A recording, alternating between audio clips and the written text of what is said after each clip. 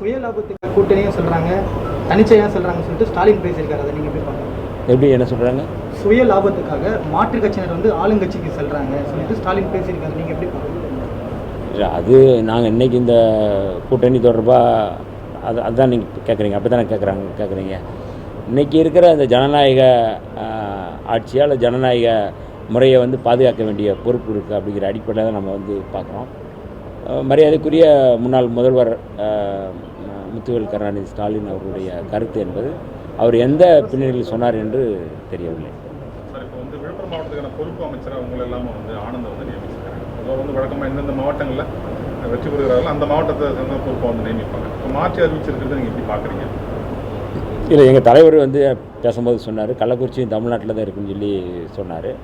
இந்த நானே என்னுடைய தொகுதி திண்டிவனம் தொகுதியை நான் வந்து கூடுதல் கவனம் செலுத்துவேன். நான் அதில் எந்த மாற்று கருத்தும் இல்லை. நான் ஏற்கனவே சொன்னது போல் இது வந்து திண்டிவனம் இல்லை, திண்டி வளம்னு சொல்கிற இடத்துக்கு தான். அதனால் திண்டிவனம் தொகுதியை நான் கூடுதலாக கவனம் செலுத்துவேன்.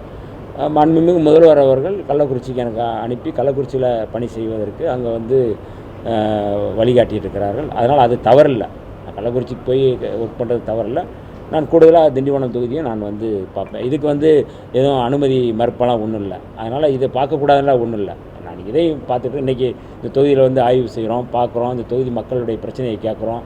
அப்போ இதை வந்து யாரும் வந்து தவறுன்னு சொல்ல மாட்டாங்க. ஆனால் கள்ளக்குறிச்சியை கூடுதலாக கவனிக்கணும்னு சொல்லியிருக்கிறாங்க. கட்டாயம் அது குறித்து வந்து நாங்கள் போய் அந்த வேலையை பார்ப்பதற்கு தயாராக இருக்கோம். திண்டிவனம் தொகுதியினுடைய சட்டமன்ற உறுப்பினர் அலுவலகத்தை நேற்றைக்கு எங்களுடைய தலைவர் எழுச்சி தமிழர் தொல்காப்பியன் திருமாவளவன் அவர்கள் திறந்து வைத்தார்கள். திறந்ததை ஒட்டி இந்த 3 நாட்கள் இந்த தொகுதியில் இருந்து தொகுதியினுடைய தேவைகள், தொகுதி மக்களுடைய கோரிக்கைகளை கேட்டு ஆய்வு செய்து கொண்டிருக்கின்றோம். அந்த வகையில் திண்டிவனம் தொகுதியில் எங்களுடைய தொகுதி, இந்த தொகுதியினுடைய மருத்துவமனையினுடைய என்ன மருத்துவம் என்ன மாதிரி போய்கிட்டு இருக்குது, என்ன தேவைகள் இருக்குது என்பதை ஆய்வு செய்வதற்காக நாங்கள் வந்திருக்கோம். தொகுதியில் ஏற்கனவே தொகுதி மக்கள் கேட்ட கோரிக்கை அப்படிங்கிறது வந்து இந்த மருத்துவமனையை வந்து மல்டி ஸ்பெஷாலிட்டியாக மாற்ற வேண்டும் என்று கோரிக்கை வைத்திருந்தார்கள். அந்த கோரிக்கையின் அடிப்படையில் இந்த மருத்துவமனையை மல்டி ஸ்பெஷாலிட்டியாக மாற்றி தரம் உயர்த்தி என்னென்ன தேவைகள் இருக்கிறதோ, உபகரணங்கள் தேவையாக இருக்கிறதோ, அல்லது வந்து வேலைக்கு செய்யக்கூடிய ஆட்கள் குறைவாக இருக்கிறார்கள் என்பதெல்லாம் நாங்கள் கேட்டு என்னுடைய டீன் மரியாதைக்குரிய முரளிஸ்ரீ அவர்களோடு இணைந்து இந்த பகுதியை சுற்றி பார்த்தோம். அந்த வகையில் அவருடைய கோரிக்கைகள் மக்களுடைய கோரிக்கைகள் ஒன்றாக இருந்தது. மாண்புமிகு முதல்வர் அவருடைய கவனத்திற்கு கொண்டு சென்று இந்த மருத்துவமனையை மல்டி ஸ்பெஷாலிட்டியாக மாற்றுவதற்கு நாங்கள் வந்து முயற்சி செய்வோம். என்னென்ன தேவைகள் இருக்கோ அதை நாங்கள் வந்து இந்த கூட்டத்தொடரில் அது குறித்து பேசி கலந்து கட்டாயம் வந்து இதை குறித்து செயல்படுத்துவதற்கு நாங்கள் தயாராக இருக்கோம். இப்போ கடந்த காலங்களில் பார்த்தீங்கன்னா எஸ்சி எஸ்டி மக்களுக்கு ஒதுக்கப்பட்ட நிதி வந்து முறையாக பயன்படுத்தப்படாமல் ஒன்று வந்து வேறு துறைகளுக்கு வந்து பயன்படுத்துவாங்க, இல்லைனா திருப்பி கொடுத்துருவாங்க. இப்போ நீங்கள் வந்து அமைச்சராக வந்துருக்கீங்க, நீங்கள் என்ன மாதிரி நடவடிக்கை எடுக்க போகிறீங்க? இல்லை, அந்த மாதிரியான ஒரு குற்றச்சாட்டு வந்து ஒரு பொய்யான குற்றச்சாட்டாக தான் நான் இந்த துறைக்கு வந்ததுக்கப்புறம் பார்த்தேன்.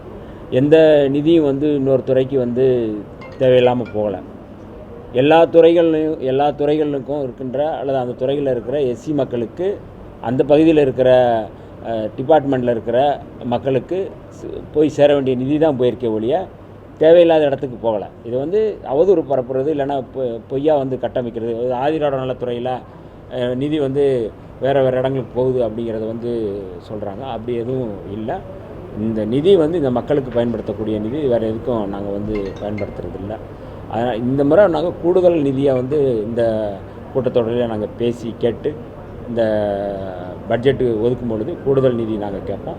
அப்பொழுது கடந்த காலங்களை விட இந்த பழங்குடியினர் மக்களுக்கும் ஆதிதிராவிடர் மக்களுக்குமான அவர்களுக்கான என்னென்ன தேவைகள் இருக்கோ அதை நாங்கள் குறிப்பாக வந்து ஹாஸ்டல் அந்த கட்டுமானம், ஹாஸ்டல் பிள்ளைகளுக்கு கூடுதலாக வந்து அவங்களுக்கு என்ன செய்ய முடியும் அப்படிங்கிறத நாங்கள் வந்து பார்க்குறோம்.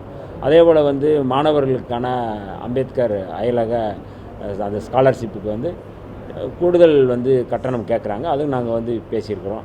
கடந்த முறை வந்து 216 பேர் தான் விண்ணப்பம் வந்து ஓகே அவங்க வந்து மேல் படிப்புக்கு போயிருக்கிறாங்க. இந்த முறை விண்ணப்பம் செய்த அத்தனை பேருக்கும் வந்து நாங்கள் வந்து அம்பேத்கருடைய அந்த அயலக ஸ்காலர்ஷிப் மூலமாக வந்து அத்தனை பேருக்கு கொடுப்பதற்கு நாங்கள் பரிந்துரை வந்து செஞ்சுருக்கிறோம். இப்படி நிறையா வந்து செயல் திட்டங்கள் நாங்கள் வந்து வச்சுருக்கிறோம். இந்த பட்ஜெட்டில் மற்ற துறையை விட இந்த துறைக்கு வந்து கூடுதல் நிதி ஒதுக்க வேண்டும் அப்படிங்கிறத வந்து நாங்கள் வந்து பேசியிருக்கோம்.